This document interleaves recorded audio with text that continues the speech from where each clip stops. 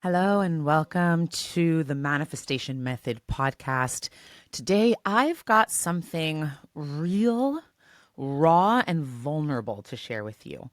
So, this is not going to be one of those airy fairy, love and light, fluffy only type of episodes. This one is a truth teller. It's a nervous system shaking, soul reclaiming, I would call it. It's a deep breath kind of conversation about rage.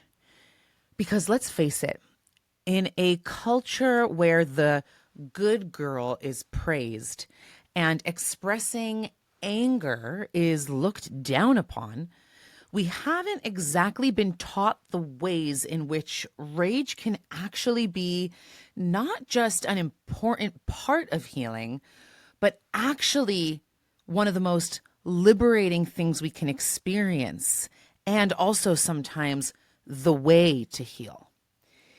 Right? But I should say, and there's a big but, there is a right way, or I should say, right ways to process rage. I'm not advocating that we all go raging against our partners, kids, parents, friends, community members. That's not the healthy kind of rage I'm talking about. What I'm advocating for is something much deeper, much healthier, and much, much holier. So let's go there. Let's go deep. Let's talk about it.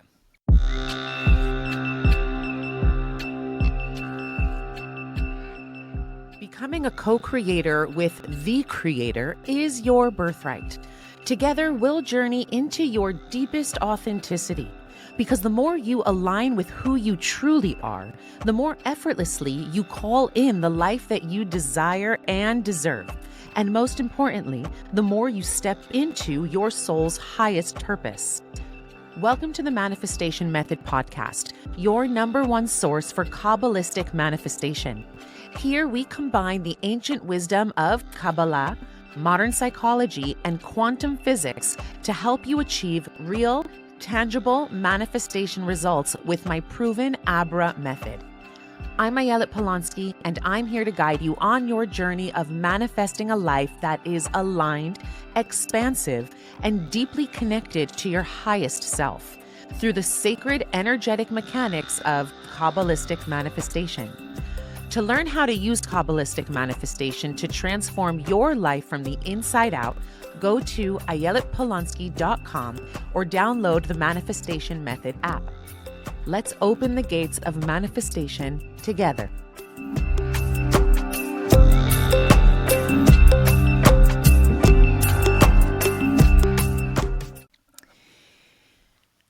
Let me start with a reality check. You might be listening and thinking to yourself that because I teach things like healing and manifestation and meditation, that I float through life high vibe and peaceful, sipping cacao on a cloud of sage and affirmations. Right? You might be under the false impression that I don't feel rage or shame or heartbreak, or that I've maybe reached some sort of like peak experience of enlightenment that has freed me from all the uncomfortable human emotions. So let me clear that up real quick. I raged this morning. And I'm not talking metaphorically speaking. I'm not talking a moody sigh or some silent journaling. I mean full on primal screaming on the floor rage. And it came in like a lightning bolt. So let me back up a second. Let me tell you how it all started, right? My day started with dropping off my kids for their first day of camp. They were in the back seat laughing, singing camp songs, full of joy, excited that summer break has officially begun. Meanwhile, I was in the front seat, in the driver's seat, white-knuckling the steering wheel, holding back an avalanche of tears. Why? Because the day before at orientation, I realized something gut-wrenching. My 5-year-old's age group was split into 2 bunks. One class full of his closest, bestest friends from the last year, and the other class, the other bunk, filled with complete and total strangers. And guess which one he was placed in? Yep, the one where he knew no one. While just in the room next door, all of his best friends were high-fiving, already planning their summer adventures together. And the worst part about it is it was my fault. Whew, deep breath. Somehow I missed the one line in the application that said that we could request which bunk our kid goes into. One line, one checkbox, and I missed it. And when I spoke to the camp director, it was already too late. Finalized, unchangeable, he was where he was. So I did what most moms would probably do, which is I smiled, I encouraged my son, and I told him he'd make new friends. But inside, whew, I swallowed a massive dose of mom guilt, shame, and complete heartbreak for my baby. And just to layer it all perfectly, after holding in tears through the camp drop-off and pretending to be the steady, cheerful mom, I came home and did what I think we all do when we're emotionally maxed out, but still trying to be productive because our to-do list never ends. I tried to cross something off my to-do list. So I called AT&T, again, to follow up on the 3-hour call that I had with them last week. And let me tell you, this was not a conversation with a kind, competent human being who helped me feel seen and supported. No, this was me being gaslit, essentially at first by a robot, then by a human being, then by another robot, then by a human being, like, let me transfer you to someone who can help, only to end up in the same loop I started in, explaining myself to an automated voice like it was a real person, then getting disconnected twice, needing to start over, then being told that I know this is going to be the last time, and of course it wasn't the last time, right? It was infuriating. Not because of the tech issue, but because after everything I've been holding, my son, the bunk, the mix-up, the guilt, the quiet ache of I should have protected him better, right? This robot pretending to listen just cracked the whole thing open for me. And it was like my nervous system said, I'm done. We're done. That's it. No more. Not to mention I had a full day of work ahead, filled with deadlines and content creation. And again, my whole system was just like, nope, nope, nope, nope, nope. Pause. Sacred pause. I'm not okay. And then I got on my mat and I did some somatic movement. I moved energy through my body. I did what I know how to do. And then I laid there in Shavasana and the tears just came pouring, pouring, pouring down my face.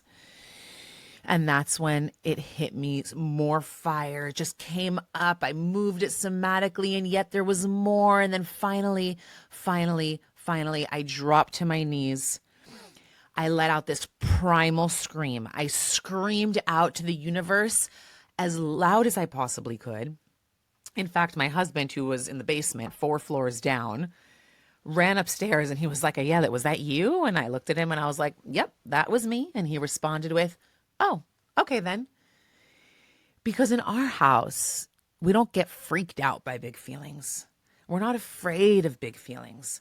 And that's the difference, right? And some of you might know that right now we are in the Hebrew month of Tammuz, according to the moon calendar. We're in Cancer season, which is a month of water and emotion and alchemizing anger and rage. And if you're feeling a lot right now, right, you're meant to. You're not wrong. You're not broken. You're feeling. And this month is a portal that gives us access to alchemizing these big feelings through the energetics of being like water. Okay. But before I go deeper into that, I think it's important talking on the subject of rage, right? That my ability to rage hasn't always been this way. Growing up in good girl culture, I learned, like so many of you, that rage makes us unlovable. That to be a good woman means to be soft and sweet and small. Smile when you're boiling inside. Say I'm fine when you're anything but. Be polite, not powerful. And oh, have I been there. How many times when I first got married to Beryl, when he would look at me with that knowing look that something was off, and he'd ask me, is everything okay? And I'd hit them with the classic, I'm fine. And he'd pause and say, are you sure? And I'd double down, yeah, I'm sure. Everything's okay. Meanwhile, inside, I was screaming. No, I'm not fine. I'm anything but fine. I want to stand on the top of a mountain and yell just how not okay I actually am. But I didn't, because I had trained myself to perform okayness. And here's the thing. Rage doesn't perform. It demands to be felt. And here's the truth. When we silence our rage, our anger, our fear, our sadness, our grief, our jealousy, it doesn't disappear. It moves inward. It hibernates in our tissues, in our fascia. It becomes anxiety. It becomes autoimmune disease. It becomes perfectionism, burnout, self-abandonment, and that gnawing, chronic sense of something's not right, but I don't know what. And guess what? Your body knows. Your body remembers every moment you said yes when you meant heck no. Every time you swallowed your truth in order to be liked or approved of or safe. Somewhere along the way, especially as women, we were sold a story that to be good meant to be quiet, pleasant, nice, agreeable. And you know what didn't fit into that good girl story? Rage, fury, uncontrolled wild grief. The lioness, the destroyer, the disruptor. And so we tucked our anger into our hips and we locked it in our jaws and we smiled instead of screamed and we organized the house instead of shaking the floor. And yet it didn't go away. It just turned inward. It turned into self-doubt, anxiety, chronic fatigue, binge eating, disconnect from our bodies, and blocked creativity. And you know what science actually has to say about rage? Let's get something straight here. What science has to say is that rage isn't the problem. Suppressing it is. From a neuroscience perspective, anger is not a flaw in your wiring. It is the wiring. It's part of our fight response. It's our built-in survival code. It's our nervous system's way of saying a boundary was crossed and I need to protect myself. Rage is a response to a violation of our no. And it is intelligent. It is primal. It's a message, not a malfunction. But here's where things go sideways, right? It's that most of us, again, were never taught how to honor anger, right? So again, we did what we were conditioned to do. We swallowed it. We smiled through it. We tuned it down. We made ourselves pleasable. And science is screaming at us to stop, to just stop. When you ignore or repress anger, your body doesn't go quiet. It just goes into silent dysregulation. You become tense but polite. You become productive but panicked and burnt out, right? You might be smiling on the inside but totally smiling on the outside but totally disassociating on the inside. right? And over time, that pressure cooker of unprocessed rage, according to neuroscience, becomes chronically elevated cortisol levels, inflammation, which is the root of most disease, turns into autoimmune conditions, which is your immune system literally attacking your own body, right? Because if we don't let the rage out, the rage is going to stay in and it's got to attack somewhere. That is energy that needs to go somewhere. So it's going to attack our own body. It'll lead to heart disease, anxiety, depression, emotional numbing, unexplainable fatigue or chronic pain, and a nervous system that's so overloaded it can't tell the difference between a real threat and a mildly disappointing email. Right? So in short, unexpressed rage turns against you physically, emotionally, and spiritually. But when you give yourself permission to feel rage, when you let it move through your body instead of locking itself inside of your tissues, you don't fall apart. You actually come back together. In fact, when I had my rage moment this morning and I let it move through me and I moved my body somatically and I let out a primal root chakra guttural scream, by the end of it, and that took me all in all maybe less than an hour from beginning to end to process. And I know you might be thinking, well, I don't have an hour. Okay, well, you also don't have the time to be living with that rage inside of you while you go on pretending to go about your day being productive and checking off everything on your to-do list. I had to make a conscious decision this morning to put everything else on pause and to prioritize myself and put myself first. And once I did that, what came out the other end of that processed rage was inspiration, motivation, and I took all that energy and I channeled it intensely into my work. I mean, you could probably feel it right now as I'm recording this episode. Right? It's like I got so creative. I just went all in and created content from this place of like, deep, deep, deep, deep feeling of myself. Right? So when you give yourself permission to feel the rage, when you let it move through your body instead of locking it inside, your nervous system re-regulates. Your body returns to coherence. You start making decisions from clarity, not from compression or constriction. And you remember who you truly are, right? At the end of my processing this morning, I remembered, Ayelet, you are an amazing mama. You love your kids so much that you care this much about what bunk he's in. That makes you amazing and you're allowed to be human. And you know what? There is going to be a silver lining that comes out of all of this. And this is the truth that I'm choosing to hold on to consciously right now as it's just his first day of camp, right? Is that he's going to meet his best friend in his bunk and they're going to go into like next school year together or whatever it has to be. I don't even need to know what it's going to look like, but I know that because the end result exists in the initial thought, right? That is Kabbalistic truth. That if I hold on to the thought right here, right now, on the first day of camp for him, that the best thing is going to come out of this for him and he's going to be okay, then the best thing is going to come out of this for him and he's going to be okay.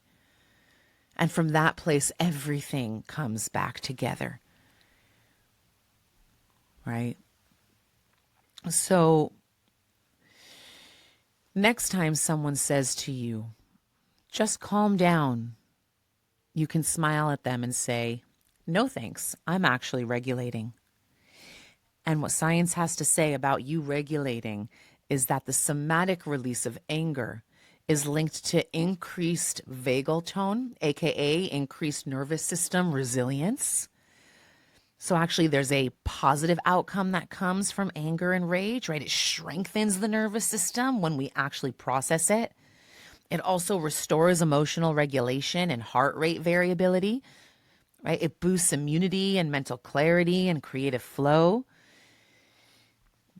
So let's now talk about how we can actually release rage, right? Not the cute, polished kind of release, but the messy, sweaty, guttural, ugly cry, mascara all over your face kind of rage release, right? The kind that doesn't perform healing, but it embodies it on a primal level, right? Because again, that's what I did this morning, and I invite you to do the same. I didn't bypass it. I didn't sage my rage away or just tell myself to trust the process. I didn't bypass. I didn't force myself into productivity, right? I didn't try to slap a gratitude affirmation on my wall, right? I got on my mat. I pounded the ground. I screamed like my soul depended on it. And I let the tears rip through me like a tidal wave. I let my rage have the space that it needed to move, breathe, and burn, baby burn, right? Because when your body is holding something that big, the worst thing you can do is talk it down. You have to move it. Somatic rage release is not a spiritual performance. It is a primal medicine. It is how your body, your brilliant, ancient, wired for survival body clears static. It's how it discharges pain, and it's how it returns to your center line of truth. Okay, so here are some raw, unfiltered practices that will get the fire moving, and you do not need permission to take on these practices. The first thing, and this is something that we used to do in India when I lived there, which was beautiful. They'd have us blindfolded, hundreds of us in a room, and they'd blast intense music. You could do this alone. You don't have to be blindfolded, and you don't have to be with hundreds of people. But we would shake like hell, shake our bodies, shake like our life depended on it, shaking our arms, shaking the legs, letting the head shake, right? It literally discharges nervous system activation.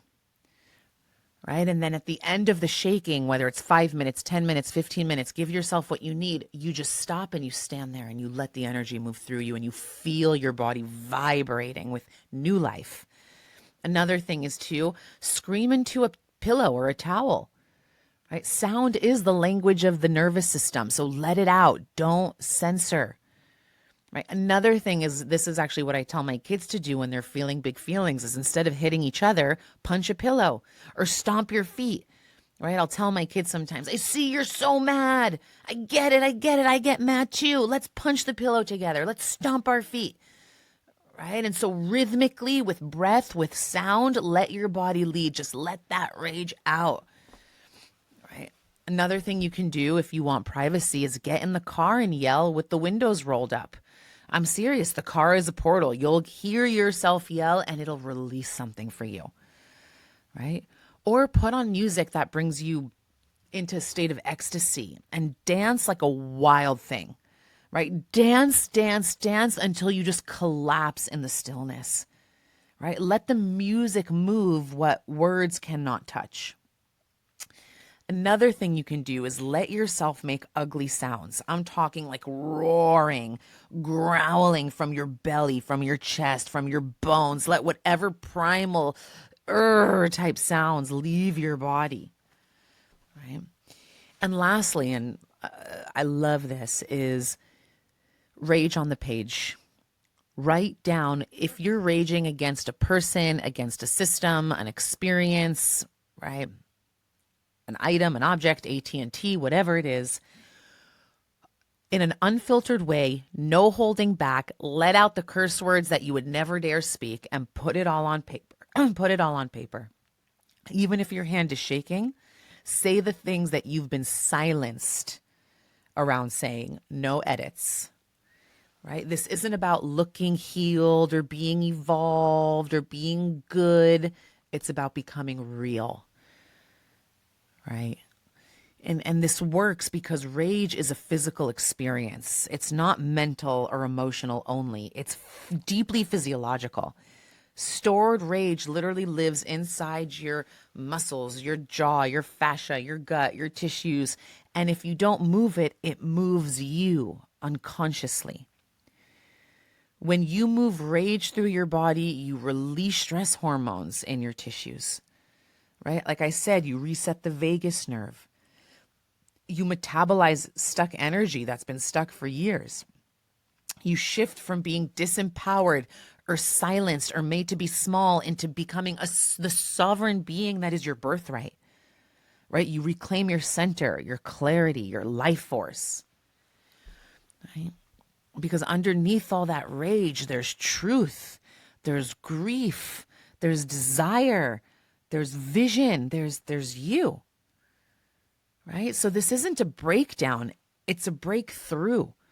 The goal isn't to destroy, it's simply to release the lie. Releasing the lie that said, I have to be okay all the time. Or the lie that says, anger makes me unlovable. None of that is true. Anger is a sacred fire when processed in a way that is channeled and conscious. And when you let it burn clean, you experience the alchemy of fire, right? When you burn it with intention, with presence, with unshaming, you don't lose yourself. You come back to yourself again and again. Right. And by the way, I actually took my community through a powerful rage release somatic process this week inside my manifestation method membership. And this is the kind of deep embodied work that we do together in there, right? We don't just talk about healing, but we feel it. We move it. We live it. We embody it. We learn a new emotional language. We come out of our minds and into a whole new paradigm that lives from a place of heart, body, and soul. It's the kind of transformation that speaks to you and through you. That's what we're experiencing inside the membership together as a supportive community, right? So if you're interested in joining us, you know where to find us. The link is in the show notes of this episode, or you can just go to ayeletpolonsky.com/mm. There's my innocent little plug, but now let's get on with the show. Let's talk about what Kabbalah has to say about rage for a moment, right? Let's dismantle the myth, because rage is not sinful, although many of us are taught to believe it is, right? In Kabbalah, rage is not cast out as evil. It's seen as a sacred force that must be refined, not rejected. Right? In fact, the Zohar, which is Kabbalah's foundational mystical text, calls anger a fire from the other side, meaning it has immense power, but if it's untamed, unconscious, or reactive, it becomes destructive. But here's the deeper truth. That same fire, when guided by awareness, becomes holy fuel. I mean, take Moses, for example, one of the most spiritually attuned prophets, human beings in the entire Torah, right? During this very month of Tammuz is when he descended from Mount Sinai holding the original tablets, the pure divine transmitted blueprint of creation. And he meets the people only to find his people worshiping a golden calf. And what did he do in that moment? He raged. He smashed the tablets. And from the outside, it looked like a breakdown, like a total loss of control. But what do the sages say? They say that God honored him for this holy act of rage, because Moses' rage wasn't egoic. It wasn't about punishment or pride. It was a righteous rupture. It was a holy no to the distortion that he was seeing before him, to the betrayal of truth. So sometimes anger is a cosmic reset. It's the moment you break what is misaligned so that something more authentic can emerge, right? And in the Kabbalistic tree of life, the energetic root of anger lives in Gevura, which is the sphira of boundaries, power, judgment, and holy discipline. Right? Gevura gets a bad reputation sometimes because it's often misunderstood as being too harsh or restrictive, right? But without Gevura, without these boundaries, there's no discernment, no sacred structure, no ability to say, this no longer belongs in my field. So rage is what happens when the fire of Gevura has been suppressed for too long, right? It builds, it simmers, and eventually it demands to be heard. But here's the invitation from Kabbalah. Bring consciousness to your fire. Because when rage is tempered by awareness, it transformed, right? It becomes discernment instead of destruction, or protection instead of punishment, or integrity instead of impulse, or a sacred no that makes space for your highest yes. So the question isn't, is it okay to be angry? The question is, am I willing to meet my anger with presence and let it teach me what's true? Right? From a Kabbalistic lens, rage is spiritual fire out of alignment, but it also holds the potential for return to self, for tshuva. And the same way fire can destroy a home or purify gold, your anger can either wreak havoc or light the path forward. And the difference between the two is consciousness, right? So why feel your rage? Because every time you silence it, you chip away at your truth. Every time you bury it, you bury a part of your voice. Every time you override it with politeness or productivity, you betray your body's deep intelligence. But when you actually feel your rage, when you let it move through you with presence and compassion, something changes. A new you gets to be born.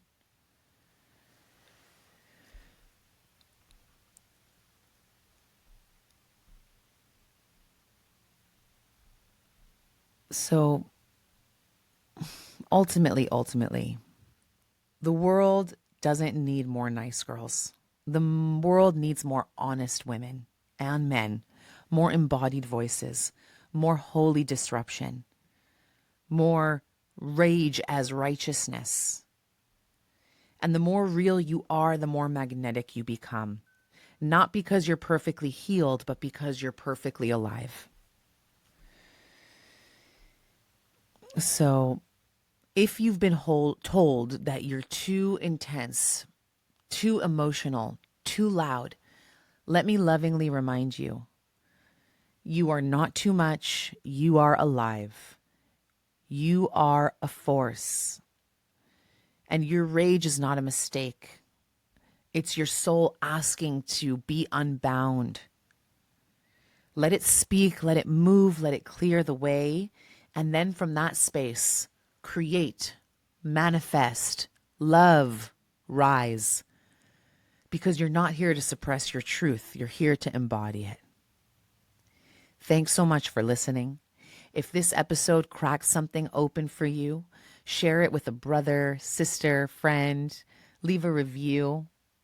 Send me a message. Let me know where this episode met you. I absolutely love hearing from my listeners more than anything. And please go check out the Rage Clearing Activation inside the Manifestation Method portal this week. We're not afraid of big feelings here. We alchemize them. I love you fiercely. Until next time, here's to your rising.